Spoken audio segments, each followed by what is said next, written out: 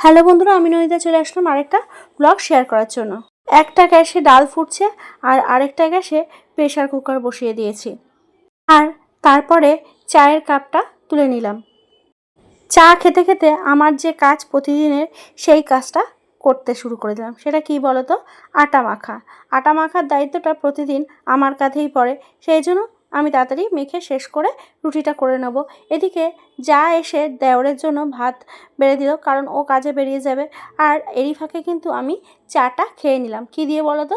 আজকে বিস্কুট ছিল না, তাই হাসির বাবাও চলে এসেছিলো। আমি বললাম হাসির বাবাকে আমাকে দুটো কেক এনে দেবে। তো ওই স্লাইস কেকগুলো হয়, ও সেটা এনে দিয়েছিলো।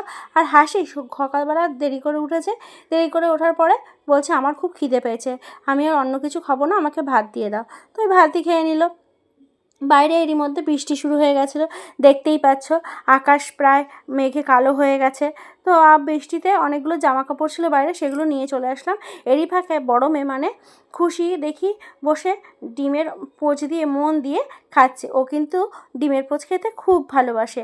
আর অনেকগুলো বাসন মাজা হয়ে গেছিলো, সেগুলোকে চলে গেলাম উপুর করতে। এক পশলা কিন্তু বৃষ্টি হয়ে গেছে, কিন্তু বাইরের পরিবেশটা দেখে বোঝাই যাচ্ছে না। দেখো, এই বৃষ্টি এই রোদ। বাসনটা উপুর করে যেই না ফিরেছি, অমনি দেখি অংশুবাবু আর ওর দাদু দুষ্টুমি করছে। অংশুবাবু একটা পেয়ারা হাতে নিয়ে সেটা খাচ্ছে। আমি বললাম আমাকে একটু দে। ও বলছে না, আমি দেবো না। আর আমার কিন্তু রুটি ভাজা হয়নি, কয়েকটা ছিল, তো সেগুলোও ভেজে নিচ্ছিলাম। আর ওদিকে যা আমার মেয়ে, বড় মেয়ে, তারপরে অংশুবাবু সবাই মিলে কিন্তু রথ সাজানোর কাজে নেমে পড়েছে। এই দেখেছো, টিপ টিপ করে কিন্তু বৃষ্টি হয়েই চলেছে। তো রুটি যেহেতু হয়ে গেছিলো, আমার জায়ের খাওয়া হয়ে গেছিলো, আর বাড়ির সকলেরও খাওয়া হয়ে গেছিলো, কিন্তু আমার বাকি ছিল যেহেতু, আমি আমার রুটিটা ডিমের অমলেট নিয়ে বসে পড়লাম খেতে। আর দেখো, মাছ নিয়ে এসেছিলো, মাছগুলোকে ধুয়ে ওর মধ্যে নুন হলুদ মাখালাম।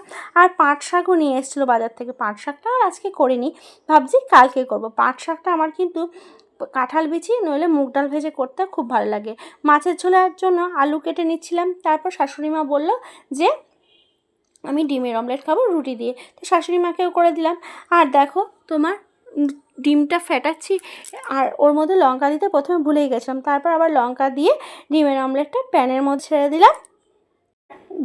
একটু উল্টাতে দেরি করেছিলাম বলে না, অপর পিঠটা প্রায় কালো মতো হয়ে গেছিলো, কেমন গন্ধ ছেড়ে দিয়েছিল। তো যাই হোক, শাশুড়িমাকে দিয়েছিলাম।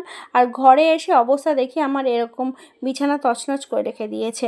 আমি মেয়েকে বকা দিলাম প্রচণ্ড, একটু বিছানাটা তুই গুছাতে পারিস না? তো যাই হোক, আবার আরেকটা চাদর পেতে নিলাম। ওই চাদরটা, ওই আগের চাদরটাকে কাঁচার জায়গায় রেখে দিলাম। বিছানা ঝাড়া হয়ে যাওয়ার পরে দেখো, এই বিছানার চাদরটা পাতলে বিছানার সৌন্দর্যটা কত বেড়ে যায়। আবারও কতগুলো বাসন জমেছিল, তো সেইগুলো মেজে ঠেজে নিয়ে ধুয়ে ঠুয়ে আমার ভিডিওটাকে আজ এখানেই শেষ করলাম। তো সকলেই তোমরা ভালো থেকো, সুস্থ থেকো, আর সবাইকে জানাচ্ছি রথযাত্রার অনেক অনেক শুভেচ্ছা। তো টাটা বন্ধুরা, গুড বাই।